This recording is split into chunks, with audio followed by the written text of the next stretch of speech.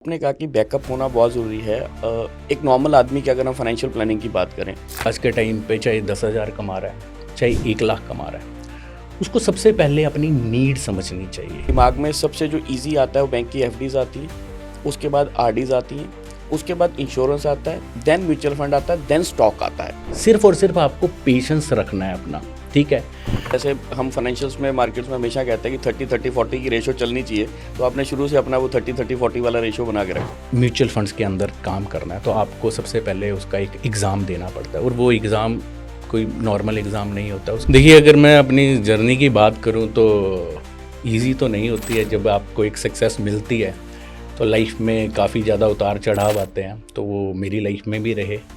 और एक middle class family से मैं ताल्लुक़ रखता हूँ, तो मैं जब चंडीगढ़ आया स्टार्टिंग में तो अपना कैरियर एक स्क्रैच से ही स्टार्ट किया।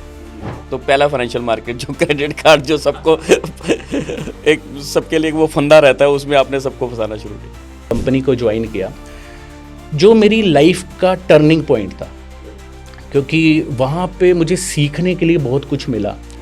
जैसे बात करें अगर म्यूचुअल फंड्स की, तो फर्स्ट टाइम मुझे म्यूचुअल फंड्स के बारे में पता चला वहाँ पे। सेकंड, मुझे स्टॉक मार्केट के बारे में वहाँ पे पता चला। तो एक कॉमन आदमी के लिए सर, आज भी जब आप किसी को फाइनेंशियल एडवाइजरी देते हो,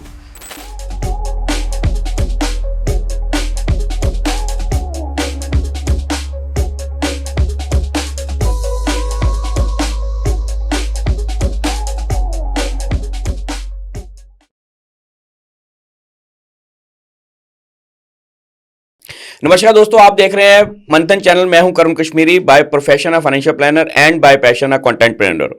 आज मैंने अपने सामने वाली सीट पे अपने ही तरह के एक साथी को ढूंढ के लाया हूं। उनकी स्टोरी बहुत ही दिलचस्प है। उन्होंने इस शहर में एक अपने लिए नाम पैदा किया, एक अपने काम से अपनी एक पहचान पैदा की। हमेशा ये कहा जाता है कि फाइनेंशियल मार्केट्स में हमेशा ही कुछ ना कुछ बवाल होता रहता है।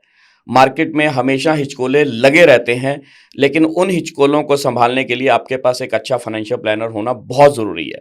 इन्हीं सब मुद्दों के ऊपर आज हम बात करेंगे, और खासकर जो आज की डेट में फाइनेंशियल मार्केट्स चल रही हैं, जिस तरह से मार्केट गिरावट की तरफ है, अगर ये वाले हालात बने तो उस वक्त फाइनेंशियल एडवाइज़र कैसे हमें उस भंवर से पार निकालता है, ये सब चीज़ें भी हम आपको बताएंगे।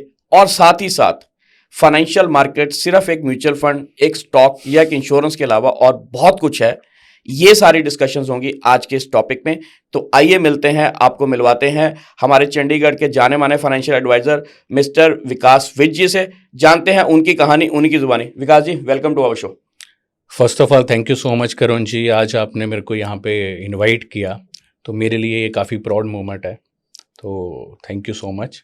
सर, प्राउड मोमेंट तो आपने शहर में बहुत पैदा किए हैं। मतलब वो कहा जाए अगर आपकी स्टोरी के बारे में, तो बेरोजगारी से बिलबोर्ड तक का सफ़र आपने बहुत अच्छे तरीके से इस शहर में सर नापा है एक तरह से। तो सर, कैसी रही आपकी अभी तक की जर्नी?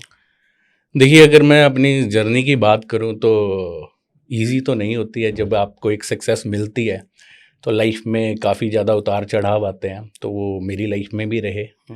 बट अगर मैं अपनी स्टार्टिंग की बात करूं तो आई बिलोंग टू हिमाचल, और एक मिडिल क्लास फैमिली से मैं ताल्लुक़ रखता हूं। तो मैं जब चंडीगढ़ आया स्टार्टिंग में तो अपना कैरियर एक स्क्रैच से ही स्टार्ट किया।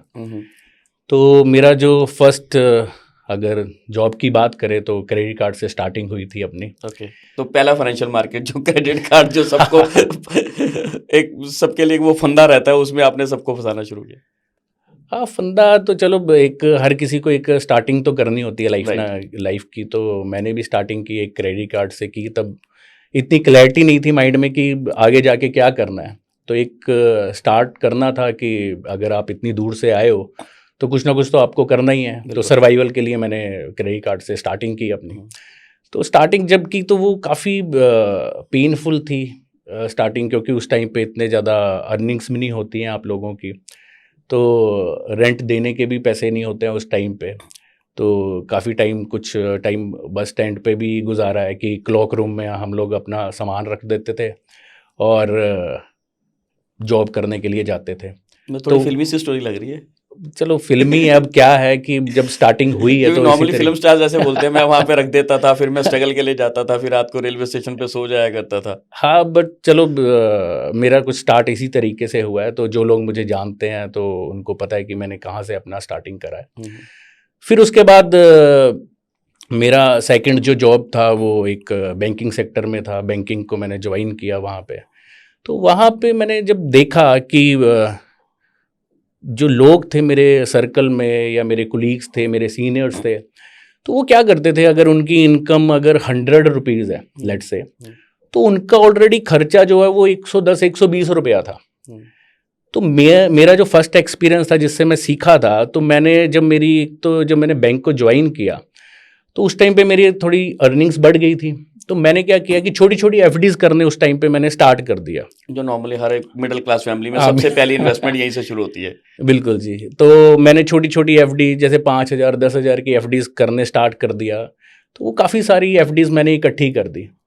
फिर उसके बाद जब मैं बैंकिंग में रहा, तो बैंकिंग में क्या होता है कि आपको बोलते हैं कि आपका ये रोल है, लेकिन वहाँ पे मल्टीपल रोल्स आपको करने पड़ते हैं। तो आप तो इसी फील्ड से आप जानते हो कि वो कहते हैं कि आप यार सेविंग अकाउंट भी कर दो, आप एफडीज भी कर दो, और भी आप इंश्योरेंस भी बेच दो। इंश्योरेंस तो आज का सबसे बेसिक है ना, जो इंश्योर बैंक में जाएगा उसको इंश्योरेंस तो बेचनी है। क्योंकि देखिए इंश्योरेंस से ही बैंक का रेवेन्यू चलता है, क्योंकि अकाउंट खोल के तो उनकी भी कोई अर्निंग्स इतनी नहीं होती है। तो वो मिस सेलिंग या हम लोग क्रॉस सेलिंग की बात करें, कहीं ना कहीं कुछ ना कुछ तो चलता रहता है।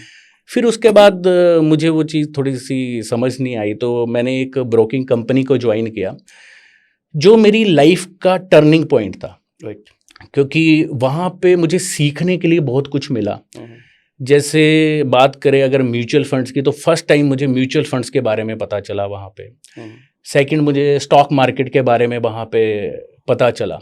और फिर मुझे पता चला कि यार इन्फ्लेशन नाम की भी कोई चीज़ होती है, राइट।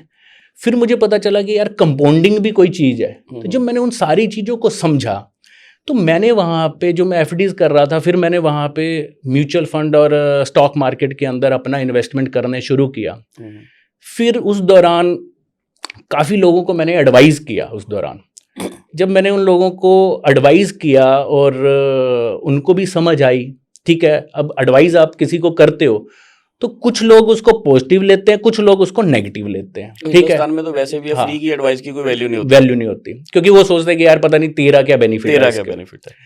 तो जिन लोगों को मैंने उस दौरान एडवाइस किया, तो वो आज भी मुझे थैंक यू बोलते हैं, ठीक है। क्योंकि मैंने सबसे पहले सीखा कि आपको ना बजटिंग करने आनी चाहिए अपनी। आप जो भी XYZ अमाउंट कमा रहे हो, उसके टाइम आपको एक बजटिंग करनी चाहिए अपनी, ठीक है। उसके बाद आपको जो भी पैसा बचे, क्योंकि मैं उस टाइम पे अगर मान लीजिए 100 रुपया कमा रहा था, तो 30-40 रुपये मैं सेव कर रहा था। मेरी स्टार्टिंग से ही ये रही है कि मेरे को कुछ ना कुछ सेविंग करनी है। कि लोग बोलते हैं कि आज जी लो कल की किसको पड़ी, ठीक है। लेकिन वो कल जब आता है और आपके पास अगर उसको सरवाइव करने के लिए कुछ नहीं है, तो वो काफ़ी पेनफुल रहता है।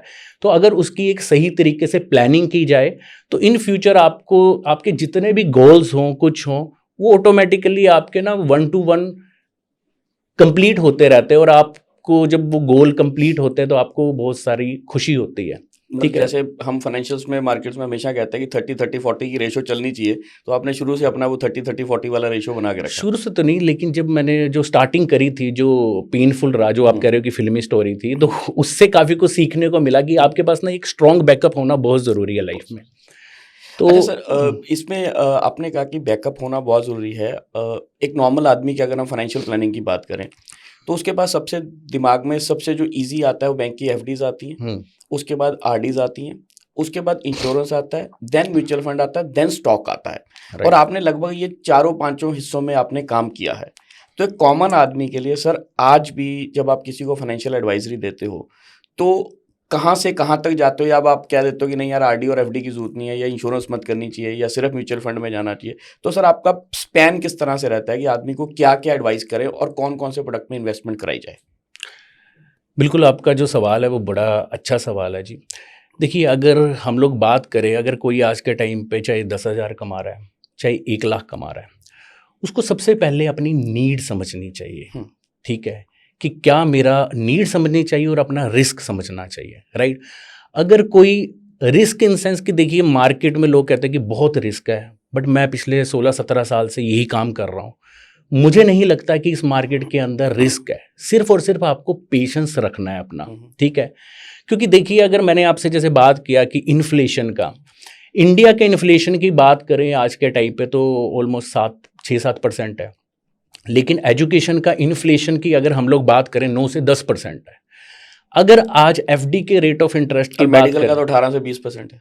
हाँ, तो चलो हम लोग फिर भी जो गवर्नमेंट डेटा रखती है उसके हिसाब से अगर बात करें, हम लोग 7-8% पे भी इन्फ्लेशन लें, तो उसके अंदर अगर आप एफडी में पैसा इन्वेस्ट कर रहे हो, राइट, तो अगर आपने लेट से 1 लाख रुपया इन्वेस्ट किया और आपको 7-8% का उसके अंदर इंटरेस्ट मिल रहा है, तो इन्फ्लेशन ही अगर 7-8% है तो पैसे से पैसा नहीं बढ़ रहा है ना। ठीक है। अब आपको ये देखना चाहिए कि मेरे को कहाँ पे इन्वेस्टमेंट करना है कि मैं इन्फ्लेशन को बीट कर सकूं, और आने वाले टाइम में जब मेरे जो भी गोल्स हैं या मेरे जो भी बच्चों का हायर एजुकेशन होना है या किसी भी तरीके से मैंने कोई घर लेना है, जो भी तरीके, क्या वो उस टाइम पे उस इन्फ्लेशन को बीट कर पाएगा? अगर नहीं कर पाएगा तो एफडी मुझे नहीं लगता कि एक सही तरीका है इन्वेस्टमेंट के लिए।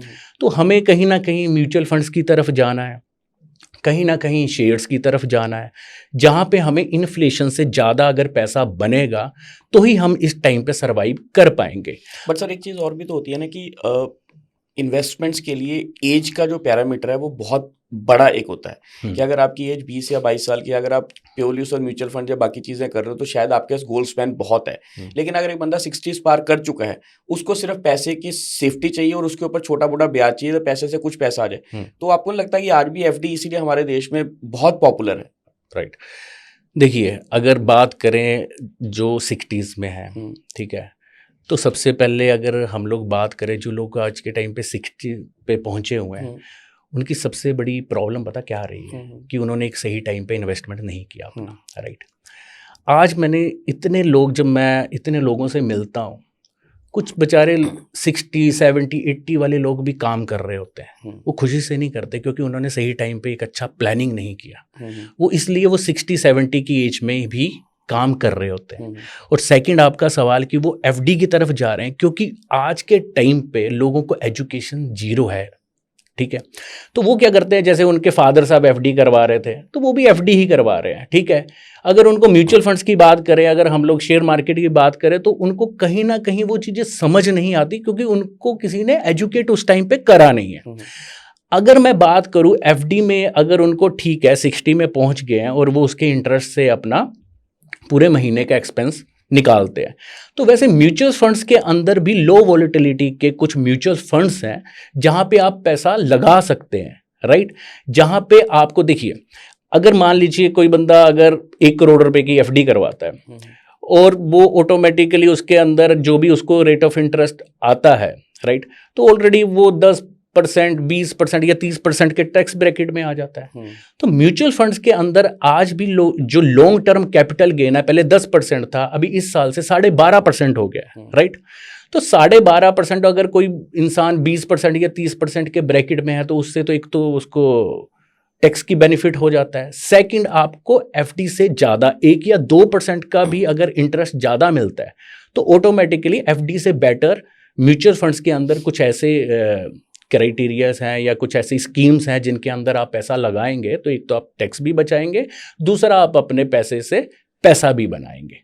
अब सर एक चीज़ और आता है, जब हम म्यूचुअल फंड्स की बात करते हैं तो लोग कहते हैं यूलिप्स भी एक सेकंड ऑप्शन है इन्वेस्टमेंट करने का, जिसमें आपको एक इंश्योरेंस की सिक्योरिटी भी रहती है, आपको टैक्स सेविंग्स भी होती है और साथ ही साथ आपका जो टैक्स का जो रिटर्न है वो टैक्स फ्री आता है, जबकि जो स्टॉक मार्केट का पैसा है या म्यूचुअल फंड का पैसा वो सारा का सारा टैक्सेबल होके आता है।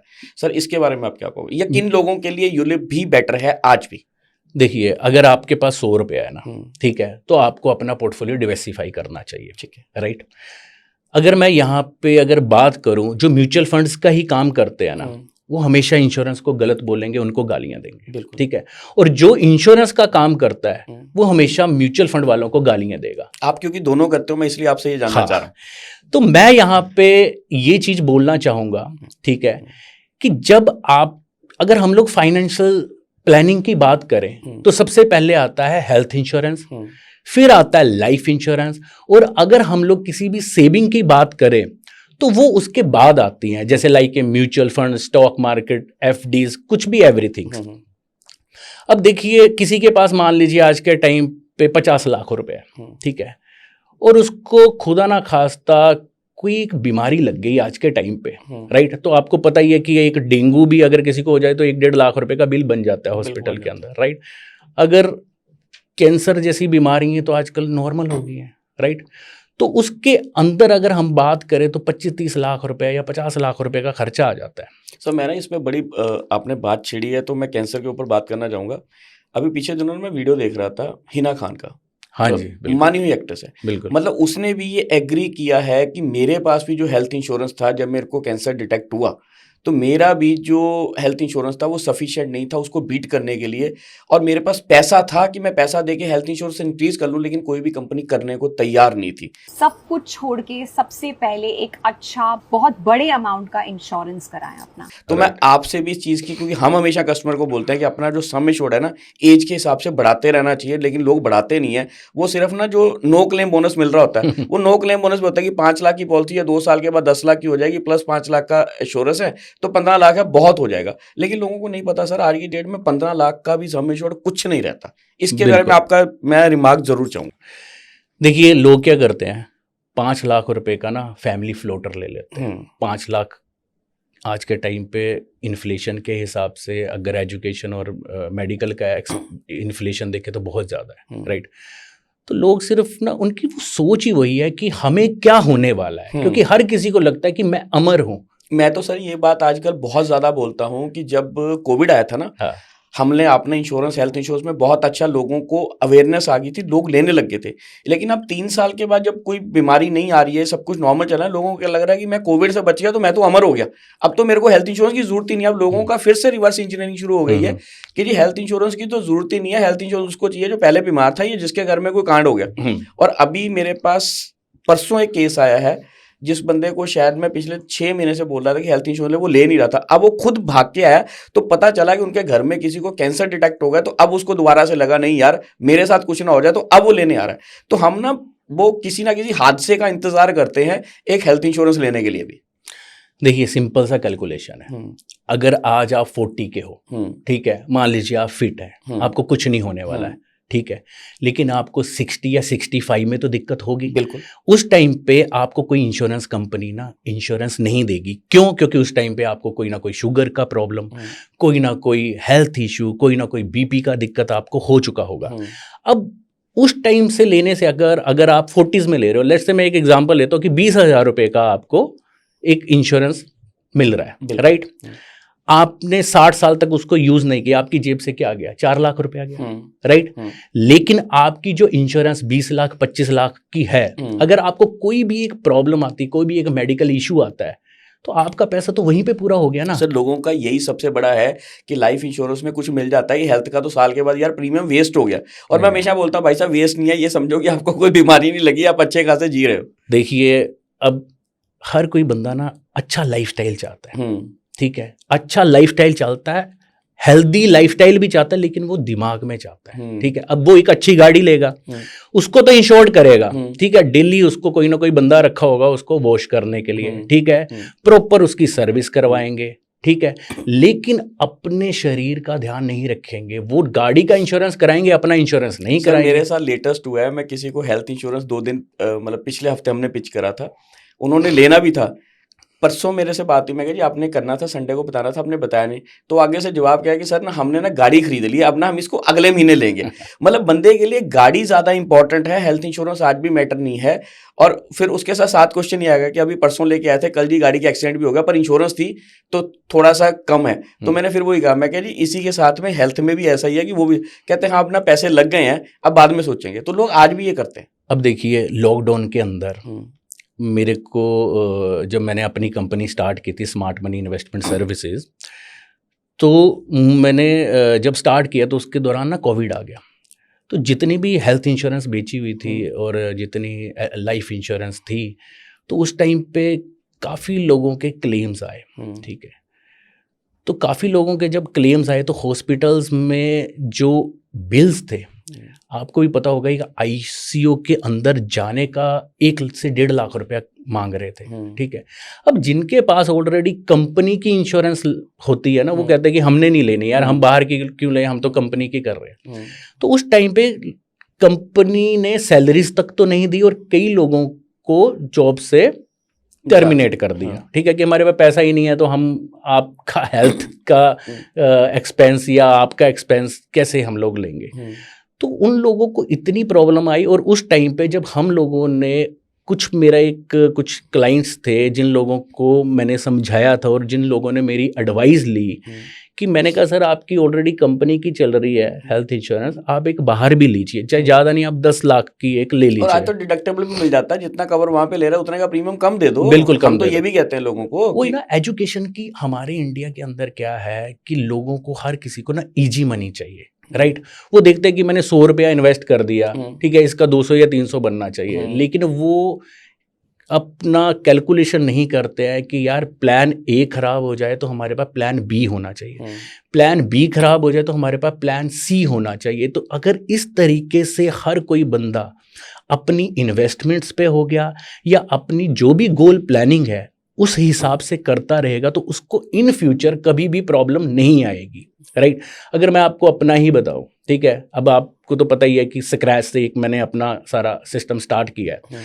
तो अगर मैं बात करूं, अगर आज मैंने अपना खुद का घर लिया हुआ है, तो ऐसा नहीं कि वो फर्स्ट डे से ही मेरे पास पैसा था और मैंने ले लिया, ठीक है। मैंने गोल प्लानिंग के हिसाब से, जैसे मेरा वो गोल फिल हो गया, मैंने अपना घर ले लिया, ठीक है। फिर मुझे लगा कि यार मुझे गाड़ी चेंज करनी है, ठीक है, थोड़ा अपग्रेड करनी है, तो मेरा वो कार का भी गोल चल रहा था, तो वो जैसे मेरा गोल फुलफिल हुआ मैंने अपनी गाड़ी ले ली, राइट। अब जैसे अगर मैं बात करूं गोल प्लानिंग की, मेरे पास दो बच्चे हैं, ठीक है, तो उनका कल को जब हायर एजुकेशन होना है तो 90% लोग क्या करेंगे, उस टाइम पे वेट करेंगे जब हायर एजुकेशन होगा तब सोचेंगे, तो वो क्या करेंगे, वो लोन लेंगे या अपने फ्रेंड सर्कल के आगे बोलेंगे यार पैसे दे दे, ठीक है, फिर वो रिलेशन खराब हो जाएगा, ठीक है, किसी ना किसी से तो मांगेंगे ही, राइट। तो अगर जब भी कभी बेबी बॉर्न होता है उस टाइम पे एक छोटी सी इन्वेस्टमेंट कर दी जाए या उस टाइम पे एक हेल्थ इंश्योरेंस कर दी जाए उसकी, क्योंकि आपको भी पता है कि आज के टाइम पे जितने न्यू बॉर्न बेबीज होते हैं उनको कोई ना कोई दिक्कत आ रही है, ठीक है। फिर वो क्या करते हैं, हमें अप्रोच करते हैं कि यार ऐसे ऐसे दिक्कत है, आप हमें हेल्थ इंश्योरेंस दे दीजिए। तो हम लोग कहते हैं कि ये तो अब प्री एग्जिस्टिंग बीमारी बन गई ना, अब इस पे तो कोई भी कंपनी आपको लेगी नहीं।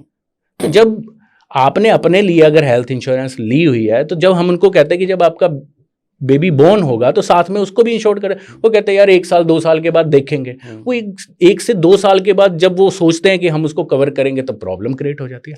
तो मैं ये जितना मैं अपने एक्सपीरियंस से समझाऊं और जितना लोगों से मिलके समझाऊं कि आपको हर एक चीज़ की ना प्लानिंग होनी चाहिए, और अगर आप गोल प्लानिंग के हिसाब से अपनी चीज़ों को प्लान करोगे तो आपको लाइफ में किसी भी चीज़ की दिक्कत नहीं आएगी।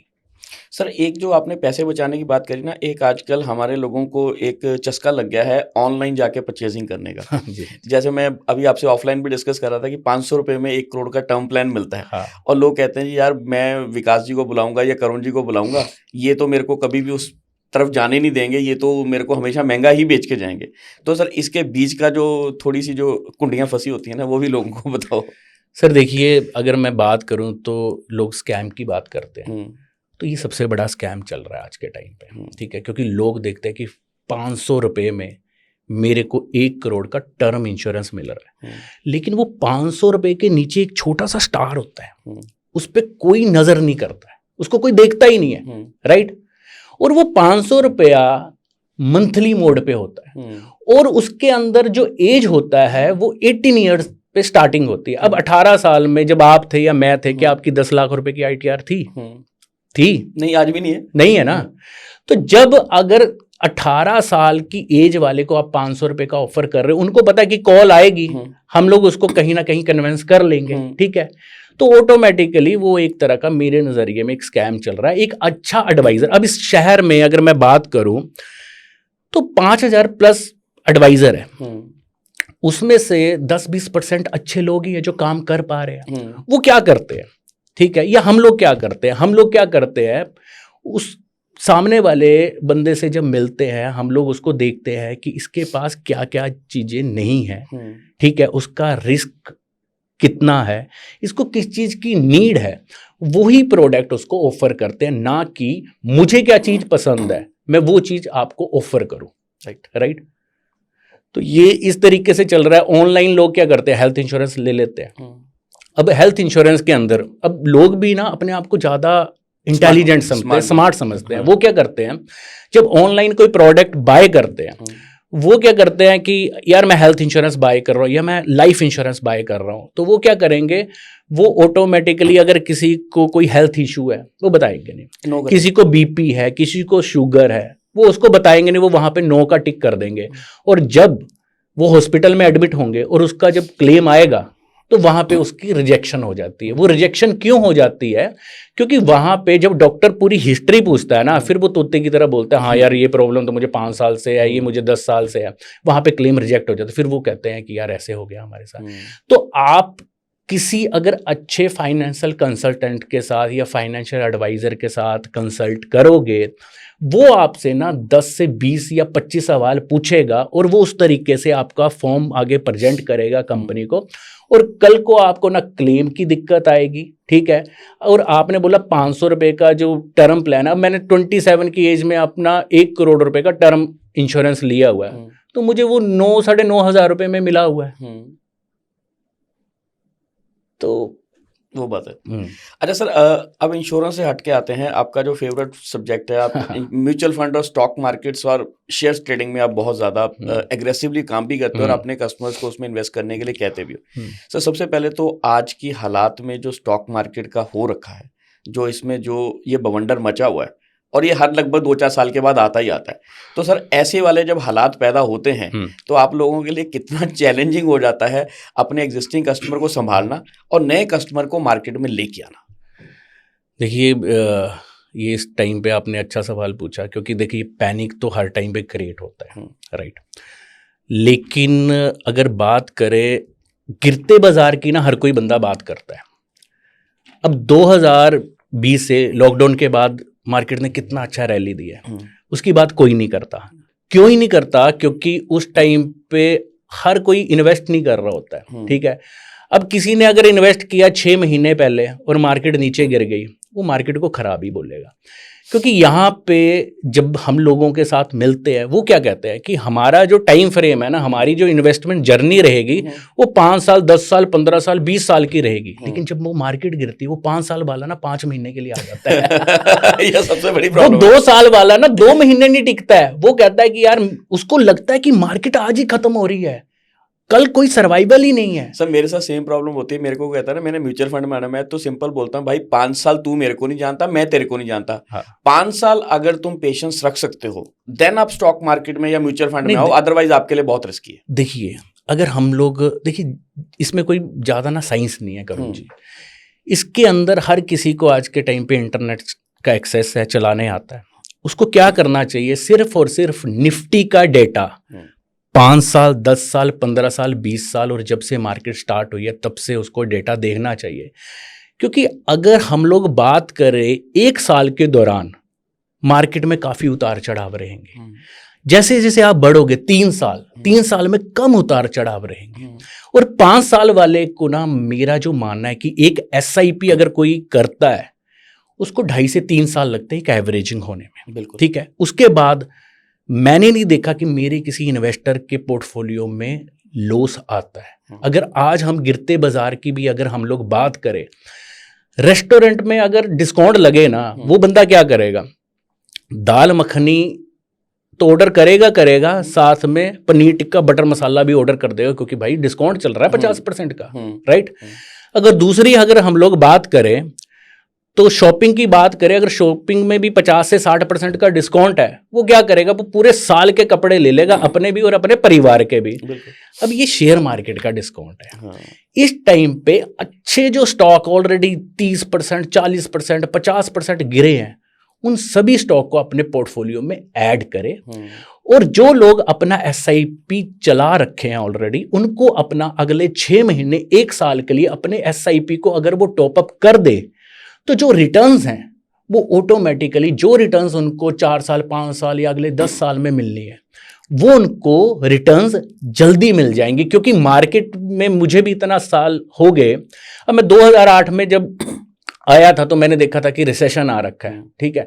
अब रिसेशन जैसी बात करें हम लोग, ठीक है, तो वो ज़्यादा टाइम तक नहीं रहता है, ठीक है। हम तो इतना समझे हैं मार्केट में रह के कि इंसान हो या मार्केट, जाना तो उसने ऊपर ही है, राइट। बट आपका भी एक एज है कि आपने एक एज में ऊपर जाना है, मैंने भी एक एज में ऊपर जाना है। तो वैसे ही मार्केट भी थोड़ा टाइम लगाएगी, लेकिन एंड में अगर आप देखोगे तो मार्केट ने कभी भी लॉस नहीं दिया है। अब सेबी बताता है कि 99% लोग ना लॉस करते हैं। वो लॉस वो लोग करते हैं सर जो 10,000 रुपए में सोचते हैं कि मैंने 10 करोड़ बनाना है, बिल्कुल, ठीक है। जब आपका माइंड सेटअप ही ऐसा है, अब वॉरेन बफेट साहब की बात तो सारे करते हैं, उनको कॉपी कौन करता है, ठीक है। अगर उनके कंपाउंडिंग की अगर हम लोग बात करें तो 18% के करीब उनका कंपाउंडिंग है। अब कंपाउंडिंग की अगर पावर को जो बंदा समझेगा वो बहुत बड़ा पैसा बनाएगा। मैंने एक पीछे एक वीडियो भी बनाया था कि 1 रुपए की पावर अगर देखें, एक रुपए को हर साल डबल कर दो, लेट से 1 का 2, 2 का 4, 4 का 8, 8 का 16, 16 का 32 और 32 का 64, तो 35 ईयर्स में वो कितना पैसा बन जाएगा? चलो आप बताइए कि कितना पैसा बन जाएगा, एक रफली सा आइडिया। सर आप ही बताओ, आप बता रहे हो तो आप ही बताओ, क्योंकि हमारी बात, क्योंकि इस वक्त मैं कुर्सी के ना इस तरफ हूँ, लोग मेरी बात पे भरोसा नहीं करेंगे, आपकी पे ज्यादा करेंगे। तो अगर मैं तो उनको ये बोलूंगा कि आप एक कॉपी पेंसिल लो और 1 से लेकर 35 तक लिखिए और 1 रुपए को हर साल डबल करो, तो ये जो पैसा है ये 500 करोड़ से भी ऊपर बन जाएगा। अगर हम लोग म्यूचुअल फंड्स के अंदर अगर 12 या 15% की बात करते हैं, अगर उसको जितना लंबा अगर आप सोचेंगे तो वो कंपाउंडिंग के हिसाब से पैसा बन जाएगा। हर कोई इंसान को चाहिए कि उसको अपना प्लान इस तरीके से करना चाहिए कि मेरा जो रिटायरमेंट है ना यार, आज के टाइम पे 60 साल में जो हम जैसे लोग भी हैं, हम लोग ये नहीं सोचते कि मेरा 60 साल में रिटायरमेंट हो, राइट। अपना रिटायरमेंट अर्ली प्लान करो, ठीक है, और एक गोल प्लानिंग के हिसाब से करो।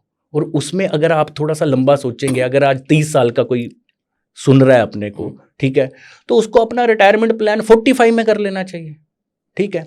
अगर मैं अपनी बात करूं, आज मैं 38 ईयर्स का हूं, मैंने अपना जो प्लान किया 42 में फाइनेंशियली फ्री अपने आप का प्लान किया था, और मुझे लगता है कि आज मैंने जो प्लानिंग की थी वो ऑटोमेटिकली फुलफिल हो चुकी है। तो अगर आप मार्केट को इस तरीके से लेंगे, इस तरीके से सोचेंगे, कुछ डेटा एनालाइज करेंगे। अब ये देखो ना, किसी बंदे ने एक प्लॉट लेना है, वो क्या करेगा? वो 10 जगह पूछेगा, वो देखेगा यार यहाँ पे अड़ोस पड़ोस में लोग ठीक रहते कि नहीं रहते, यार सीवरेज डली है अच्छी कि नहीं डली है। लेकिन जब वो कोई म्यूचुअल फंड्स लेगा, वो ऑनलाइन ऐप वाले, ठीक है, वहां पे टॉप 5 आ जाएंगे। मैं उसी पे आ रहा था कि आज की डेट में म्यूचुअल फंड खरीदने भी लोग ऐप्स पे ही जाते हैं। अब देखो टॉप 5 आ जाएंगे, वो क्या करेंगे? उसमें सिप लगा देंगे, देखेंगे सबसे ज्यादा रिटर्न्स किसकी आ रही है, वो उसमें अपना SIP लगा देंगे, या देखेंगे कौन से स्टॉक में ना बहुत अच्छा रिटर्न्स दिया, वो उसमें लगा देंगे, राइट। अब क्या होगा? वो फंड मैनेजर बीच में छोड़ के चला गया। सर कई बार ये भी होता है कि वो जो उन्होंने टॉप 5 दिखा रखे होते हैं, नीचे छोटा सा ये भी लग रखा है पिछले 1 महीने का डाटा है। यस, ये आपने बिल्कुल सही बोला। 1 महीने का डाटा होते हैं, पिछले 1 महीने में इसने बहुत अच्छा परफॉर्म किया, उसके पिछले जो 12 महीने वो किसी को नहीं पता। अब उसकी रोलिंग रिटर्न्स कोई देखता ही नहीं है। सब बात वही आ गई ना कि हम समझदार हैं, हमें ये लगता है कि जो ऐप पे दिख रहा है वो बढ़िया, विकास जी को बुलाऊंगा तो विकास जी तो चाय भी पी के जाएंगे और विकास जी को 4 पैसे बीच में से बनेंगे। तो अगर मैंने ऐप से ले लिया, मैं तो सारे पैसे मेरे घर में डायरेक्ट आ जाएंगे, तो मैं तो ऐप पे चला जाऊँ ना। देखो ये ना एक्चुअल में इंडियंस का ना थोड़ा सा प्रॉब्लम देखा है। अब हम लोग ग्लोबली भी थोड़ा काम कर रहे हैं, बाहर भी कर रहे हैं, तो बड़े वो लोग ना बड़े हैप्पी होते हैं कि आप उनसे कुछ चार्ज करो। यहाँ पे हर बंदा सोचता है कि यार मेरे किसी ना किसी तरीके से पैसे बच जाए। वो तो उल्टा सोचता है कि आप देखिए अब मैं इसका एक ना छोटा सा एग्जांपल आपको बताता हूँ। अब किसी बंदे को ना बहुत हाई फीवर है, ठीक है, अब वो क्या करेगा? वो मेडिकल स्टोर में गया, एक पैरासीटामोल की टैबलेट लेकर आया और उसने खा ली। हो सकता है वो ठीक भी हो जाए, हो सकता है ठीक ना हो। अब वो किसी एक अच्छे डॉक्टर के पास गया, राइट। अब उसने उसको देखा कि यार इस को उसने उसका देखा कि उसको ये हाई फीवर हुआ है, किस वजह से हुआ है, राइट। उसने देखा कि इस पैरासीटामोल के साथ यार इस बंदे को मुझे एक एंटीबायोटिक एंटी एलर्जिक देने का जरूरत है, तो वो उसको वो देगा और उसको जल्दी फर्क पड़ेगा। वैसे ही हम लोगों का रोल है, अगर वो ऑनलाइन लेंगे तो वहां पे देखिए ना कोई ऑफिस मिलता है उनको, ठीक है। सेकंड अगर मैं बात करूं तो आप लोग कस्टमर केयर पे बात करते हो या कुछ करते हो ना, आप बंदे को समझ रहे हैं, ठीक है। हम लोग आपको समझ रहे हैं, आपका रिस्क समझ रहे हैं, उसके बाद हम लोग कोई प्रोडक्ट आप लोगों को ऑफर कर रहे हैं, ठीक है। और आप जब मार्केट गिरती है, चलते बाजार में तो हर कोई शेयर होता है ना जी, ठीक है, फिर तो कोई दिक्कत नहीं है। लेकिन जब मार्केट गिरती है, अब हमें किसी का फोन आता है, ठीक है, कि यार हमने पैसे लगाए थे, अब मार्केट गिर गई है, अब हम लोग क्या करें।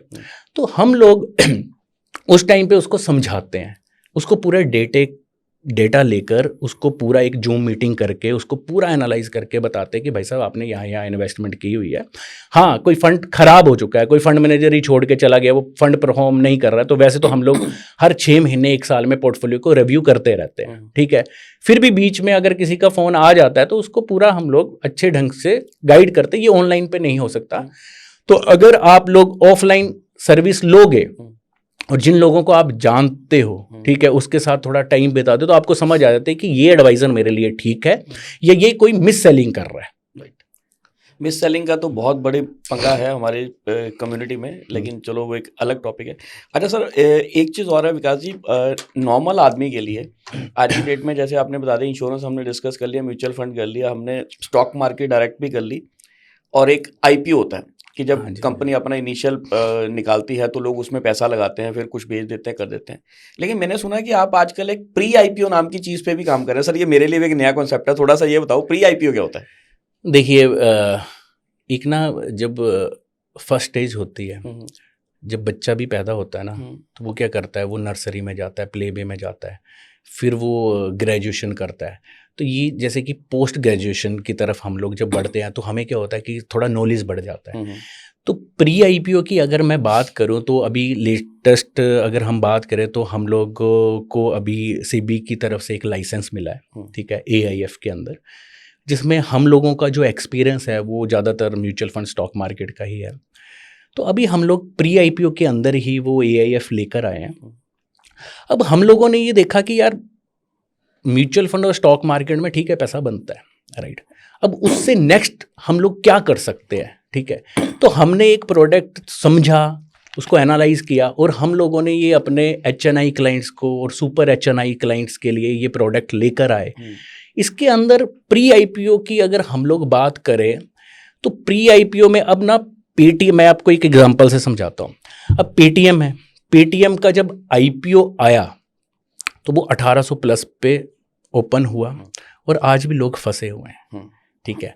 अगर किसी ने फर्स्ट स्टेज, सेकंड स्टेज पे या किसी ने लास्ट स्टेज पे भी पैसा लगाया उसके फाइनेंशियल देख के, अब देखिए अगर किसी कंपनी का 100 करोड़ का टर्नओवर है, अगर वो 3 या 4% का पैट अगर दिखा रहा है तो मेरे नज़रिए में वो उस कंपनी में पैसा नहीं लगाना चाहिए, राइट। तो हमारा एक्सपीरियंस यहीं पे आता है कि हम लोग देखते हैं कि यार इस कंपनी का पैट क्या है।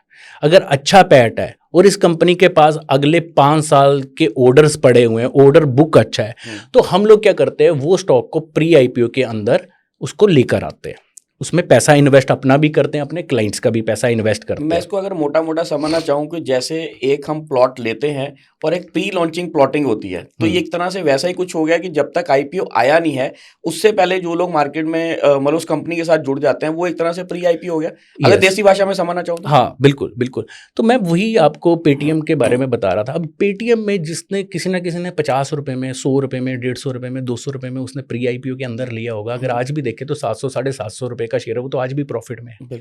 तो प्री IPO में जो पैसा बनता है वो एज ए SEBI रेगुलेशन हम लोग नहीं बता सकते ज़्यादा, बट मुझे लगता है कि अच्छा पैसा बनता है अगर आप अपने नॉलेज से, अगर आज आप उसको एनालाइज करें, कंपनी को देखें कि ये आने वाले टाइम में क्या ग्रोथ इसकी रह सकती है, तो उसके हिसाब से अगर आप देखें तो प्री IPO के अंदर आज के टाइम पे देखिए US के अंदर ना हर कंपनी लिस्टेड है, ठीक है। अब इंडिया के अंदर अगर मैं बात करूं निफ्टी इंडेक्स का तो वो 23,000 24,000 के करीब है, राइट। और एसएमई आईपीओ के इंडेक्स का बात करूं तो 1 लाख प्लस हो चुका है। तो पिछले 4-5 साल में ना बहुत अच्छी रैली आई है। अब उसके अंदर कुछ अच्छी कंपनियां भी अपना एसएमई के अंदर आईपीओ लेकर आ रही हैं, कुछ खराब कंपनीज भी लेकर आ रही हैं। तो हम लोगों ने एनालाइज करना है, या आप खुद करिए, अगर आप खुद नहीं कर सकते हो तो किसी ना किसी की एडवाइस लीजिए, ठीक है, उससे खुद एनालाइज कराइए। हाँ, उसकी कुछ फीस हो तो उसे ज़रूर दीजिए ठीक है। तो अच्छा विकास जी, ये तो हो गया प्री आईपीओज और आईपीओज की बात हो गई। अब इसमें ना एक सवाल जो नॉर्मली किसी भी इंसान के दिमाग में आएगा, वो ये है कि आप लोग कहते तो हो कि मैं आपको एडवाइजरी कर रहा हूँ। सर, एक आदमी जैसे डॉक्टर की एमबीबीएस की एक डिग्री है, ठीक है, इंजीनियर की बीटेक की डिग्री है, ठीक है, मैं ये कहता हूँ कि जैसे मैंने भी एमबीए फाइनेंस कर रखा है, आपने भी एमबीए फाइनेंस कर रखा है, तो ये तो बेसिक डिग्री होगी। लेकिन हमें गवर्नमेंट बॉडी या financial bodies, Indian financial bodies की बात करो तो आरबीआई हो गया या सेबी हो गया, तो इन सब में काम करने के लिए सर, मुझे तो पता है लेकिन पब्लिक को ये बताओ कि सर क्या क्या लाइसेंसेस लेने पड़ते हैं और इन लाइसेंसेस की वैल्यू क्या होती है और उनका टाइम पीरियड कितना होता है? देखिए, लाइसेंसिंग की बात करें, अगर आपको म्यूचुअल फंड्स के अंदर काम करना है तो आपको सबसे पहले उसका एक एग्ज़ाम देना पड़ता है, और वो एग्ज़ाम कोई नॉर्मल एग्ज़ाम नहीं होता। उसके लिए थोड़ा सा आपको म्यूचुअल फंड्स के बारे में पता होना चाहिए, तभी आप उसके एग्ज़ाम के लिए प्रिपरेशन कर पाएंगे और उस एग्ज़ाम को दे पाएंगे। तो एमफी का सर्टिफिकेट आपको चाहिए, अगर नहीं है तो आप उसके लिए क्वालिफाई नहीं होते हो, आप वो प्रोडक्ट सेल नहीं कर सकते हो, क्योंकि उसमें आपको सारी क्लैरिटी हो जाती है कि मेरे इन्वेस्टर के लिए कौन सी चीज़ अच्छी है, कौन सी चीज़ बुरी है। वैसे ही अगर मैं स्टॉक मार्केट की बात करूं तो NISM का आपको पेपर देने पड़ते हैं, ठीक है, चाहे वो कैश सेगमेंट में हो, चाहे वो ऑप्शन के लिए हो, ठीक है, उसमें भी आपको एग्ज़ाम देने पड़ते हैं, ठीक है। और तीसरे अगर बात करें तो PMS का भी पेपर होता है। अगर आप PMS में काम कर रहे हैं तो PMS का भी आपको एग्ज़ाम देना पड़ेगा। जैसे अब हम लोग अपना नया फ़ंड लेकर आए हैं AIF, तो हमारा सेबी के साथ या NSE के साथ काफ़ी मीटिंग्स हुई। वो देखते हैं कि आप क्या प्लानिंग लेकर आ रहे हो, उसके भी एग्ज़ाम्स होते हैं, तभी जाके आप मार्केट में काम कर पाते हो। लाइफ इंश्योरेंस के अंदर भी अगर हम लोग बात करें तो एग्ज़ाम तो हर जगह है ना। अगर आप एग्ज़ाम दे रहे हो तभी आप एक कंपनी रन कर पाओगे, तभी आप किसी आगे सामने वाले पर्सन को कोई एक अच्छा प्रोडक्ट बता पाओगे।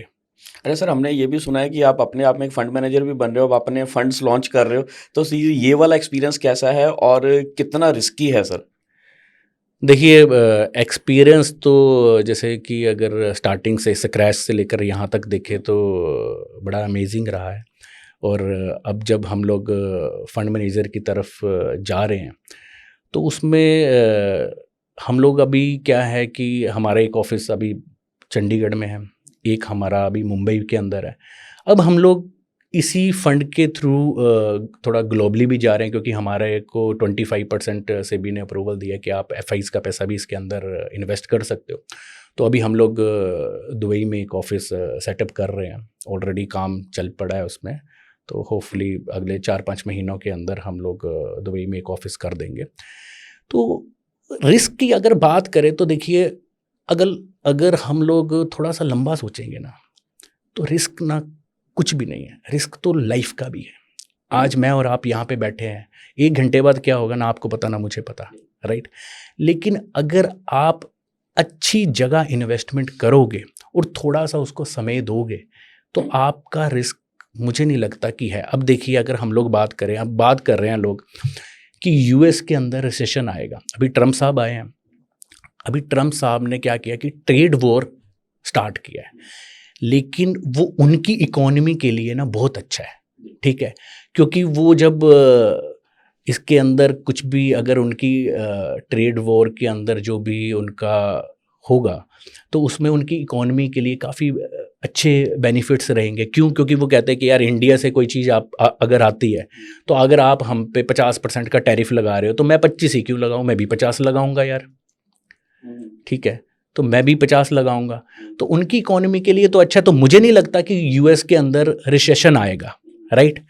तो अगर हम लोग बात करें तो इंडिया के अंदर तो इंडिया के अंदर भी अगर मैंने जितना डाटा को एनालाइज किया है, ठीक है, तो इंडिया का जो एक्सपोर्ट है वो 2-3% से ज़्यादा नहीं है।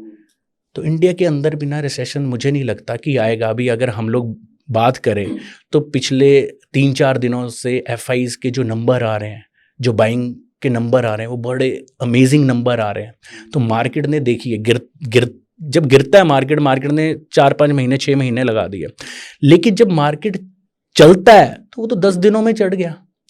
तो रिस्क की अगर बात करें, रिस्क यहाँ है, ठीक है। तो आप थोड़ा सा लंबा सोचेंगे तो आप अपने पैसे से पैसा अच्छा बना पाएंगे। तो रिस्क इसके अंदर मुझे नहीं लगता कि कुछ है। अच्छा विकास जी, एक चीज़ होती है कि कहते हैं कामयाबी एक तो होती है जो हम खुद महसूस करते हैं, जो हम खुद एंजॉय करते हैं, और एक कामयाबी जो होती है जो दुनिया देखती है। सर वो मोमेंट कैसा था जब आपका मोहाली शहर में आपके नाम का एक बिलबोर्ड लगा था और आपने फेसबुक के ऊपर फोटो डाली थी कि ये मेरे पीछे मेरा एक बिलबोर्ड लगा। सर कैसी फीलिंग होती है वो? सर देखिए, जिस शहर में जो अपना सफ़र रहा है और उस दौरान इस शहर में अब लोग हमें जानते हैं और हमारी राय लेते हैं, और वहाँ पे अगर आपका बिलबोर्ड लग रहा है तो वो जो सफ़र है मेरे लिए या मेरी फैमिली के लिए, वो एक ड्रीम से कम नहीं है, ठीक है। तो हमें तो ऐसा लग रहा है कि हम लोग अभी जो जी रहे हैं वो एक ड्रीम में जी रहे हैं। जो मैं एक ड्रीम सोचता था वो आज के टाइम पे मैं उसको जी पा रहा हूँ। तो मेरे लिए मैं समझता हूँ कि मैं ऊपर वाले का बड़ा शुक्रिया करता हूँ कि उन्होंने मेरे को ये अपॉर्चुनिटी दी कि मैं इस पल को अच्छे ढंग से फील कर सकूँ। तो थैंक्स टू गॉड। एंड सबसे बड़ी बात इसके अंदर करुण जी ये है कि जो लोगों ने मेरे ऊपर ट्रस्ट किया, मेरे क्लाइंट्स ने, तो उनके बिना तो मैं भी अधूरा हूँ, ठीक है। जो उन लोगों ने, जब मैंने अपना काम स्टार्ट किया था तो मुझे ये लगता था कि यार मैं कर पाऊंगा या मैं नहीं कर पाऊंगा। मुझे खुद पे ट्रस्ट कम था, लेकिन मेरे जो इन्वेस्टर थे वो कहते कि यार कोई भी कंपनी हो, हम कंपनी को नहीं जानते, हम विकास विज को जानते हैं, हमने उसके साथ काम करना है। वो जो उन्होंने कॉन्फिडेंस दिखाया मुझ पर, ठीक है, और जिसकी वजह से मैं आज यहाँ पर हूँ, तो ये सारा का सारा श्रेय अगर मैं बात करूँ तो मेरे जो इन्वेस्टर्स हैं, मेरे जो क्लाइंट्स हैं, ये सारा उनको जाता है। तो ये मेरी सक्सेस से ज़्यादा ये उनका ट्रस्ट है जो उन्होंने मुझ पे किया। अच्छा विकास जी, एक चीज़ और भी है, कहते हैं फाइनेंस वाले ना फाइनेंस की बात तो करते रहते हैं, पैसे बनाते भी रहते हैं, पैसे लोगों को दिखाते भी रहते हैं। तो सर इस पैसे को आप एंजॉय किस तरह से करते हो, ये भी थोड़ा सा बता दो कि सिर्फ पैसे इकट्ठे ही करते रहते हो और बनाते रहते हो? क्योंकि नॉर्मली और कई बार जोक आ जाता है कि घर में बच्चा पैदा हो, हम कह देते हैं यार एक SIP लगा ले। हम थोड़ी सी सैलरी बढ़ गई, हम कहते हैं यार SIP लगा दे। वो कहते हैं यार SIP लगानी, कभी SIP एंजॉय भी तो कर लेंगे। तो sir how you enjoy yourself? Sir देखिए, मैं आज 5 डे काम करता हूँ, मंडे टू फ्राइडे। सैटरडे और संडे मैं ऑफिस नहीं जाता, ठीक है। तो मैं अपनी फैमिली के साथ उन पलों को एंजॉय करता हूँ, अपने फ्रेंड्स के साथ एंजॉय करता हूँ। और मेरा अब ये गोल है कि मैं तकरीबन 1 साल के अंदर 4 इंटरनेशनल ट्रिप ज़रूर लगाऊँ। तो अब पैसा बना रहे हैं, ठीक है। तो इस तरीके से अगर मैं देखूं तो अभी मैं कम से कम 12-13 कंट्रीज़ पिछले 2 साल में मैंने करी है। तो बस यही इंजॉयमेंट है कि आप एक्सप्लोर कर रहे हो, हर चीज़ों को देख रहे हो कि आप कि लोग क्या कर रहे हैं, किस तरीके से कर रहे हैं, वो भी एक्सपीरियंस अच्छा रहता है। तो इसी तरीके से अब अपनी जर्नी को एंजॉय कर रहे हैं। और वैसे भी कहा जाता है, कहते हैं ट्रैवल से ज़्यादा तो आपको कोई चीज़ बढ़िया नहीं सिखा सकती, और आपके अपने तजुर्बों से ज़्यादा आप किसी से नहीं सीख सकते। आपको याद होगा एक बार हम लोग कहाँ फर्स्ट टाइम मिले थे, हम लोग कहाँ गए थे? उदयपुर गए थे। उदयपुर गए थे, हाँ। राइट। जब हम लोग उदयपुर गए थे तो वहाँ पे भी आपसे मिले, और हम लोग अपने जैसी फील्ड में जो लोग काम कर रहे हैं उन लोगों से मिले, तो उनसे सीखने के लिए बहुत कुछ मिलता है। तो आपने ये ठीक कहा कि ट्रैवल जो है आज के टाइम पे जो नहीं करता है वो ना एक्सपीरियंस ले पाएगा लाइफ का, और ना वो कुछ और लाइफ में सोच पाएगा कुछ बड़ा करने के लिए, ठीक है। तो मेरा यही सब लोगों को एडवाइस है कि पैसा अगर आप लोग बना रहे हैं तो एक्सप्लोर द वर्ल्ड। सो दोस्तों, ये थे विकास विज जी, और जो बात हम हमेशा कहते हैं और लोगों को समझाते भी हैं कि आपको फाइनेंशियल अगर एक प्लानिंग करनी है और अपनी लाइफ के गोल्स को प्लान करना है, तो आपको एक अच्छे फाइनेंशियल एडवाइज़र होना आपके पास बहुत ज़रूरी है। वो मैं हो सकता हूँ, विकास जी हो सकते हैं, या कोई और भी हो सकता है, लेकिन अपनी ज़िंदगी में एक अच्छा फाइनेंशियल एडवाइज़र ज़रूर रखिए जो आपके गोल्स को आपके हिसाब से आपको प्लान करके दे, और उनको अचीव करने के लिए आपकी ज़रूरतों के हिसाब से उस टाइम पे आपको उस फाइनेंशियल लिबर्टी और उस फाइनेंशियल हैप्पीनेस की तरफ लेके जाए। यही हमारा पर्पस है आज के एपिसोड का। हम उम्मीद करते हैं कि इस एपिसोड से आप लोगों ने बहुत सारी नई चीज़ें सीखी होंगी और बहुत सारा एक्सपीरियंस जो आपने लिया होगा कि एक फाइनेंशियल एडवाइजर अगर आपको एडवाइस कर रहा है, वो सिर्फ आपको ही एडवाइस नहीं कर रहा, उसने अपने भी गोल सेट करे हैं, उसने खुद भी अचीव किया है। ये उससे बड़ी टेस्टिमोनियल हो जाता है आपके लिए उसके साथ काम करने के लिए। तो इसी नोट के साथ हम विकास जी से लेंगे इजाजत। अगली बार फिर आपके लिए कोई एक नया पर्सनैलिटी ढूंढ के लाएंगे। तब तक जुड़े रहे चैनल मंथन के साथ। विकास जी को कहेंगे bye bye. Vikas ji, thank you very much for thank you so much Karun ji, thank you.